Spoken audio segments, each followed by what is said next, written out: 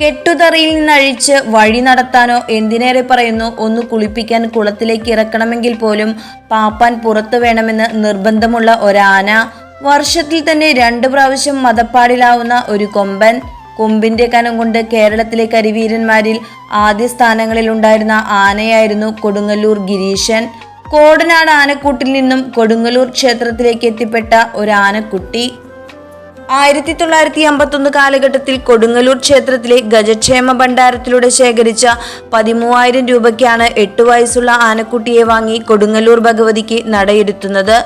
ഉഗ്രരൂപിണിയായ കണ്ണകിയുടെ രൗദ്രഭാവം ഗിരീശനിലേക്കും ആവേശിച്ചതാവാം. ഗിരീശൻ നല്ല ഒന്നാന്തരം ആൺപിറപ്പായിരുന്നു.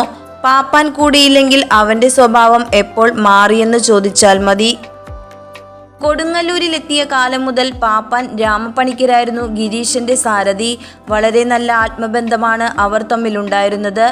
ആനക്കേരളത്തിന്റെ പുണ്യമായിരുന്നു ഗിരീശൻ. അന്നു ജീവിച്ചിരുന്ന മറ്റൊരാനയ്ക്കും അവകാശപ്പെടാനില്ലാത്ത മുഖസൗന്ദര്യമായിരുന്നു ഗിരീഷിൻ്റേത്. 2015 നവംബർ 17 ഗിരീശൻ നമ്മെ വിട്ടുപോയി.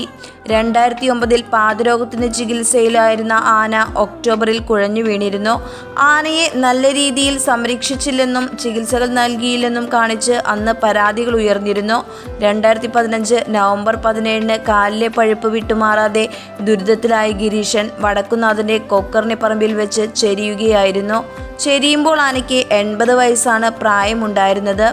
ആനക്കേരളത്തിൽ നിന്നും മൺമറഞ്ഞുപോയ ഗജരാജൻ കൊടുങ്ങല്ലൂർ ഗിരീശന്റെ ഓർമ്മകൾക്ക് മുന്നിൽ പ്രണാമം അർപ്പിക്കുന്നു.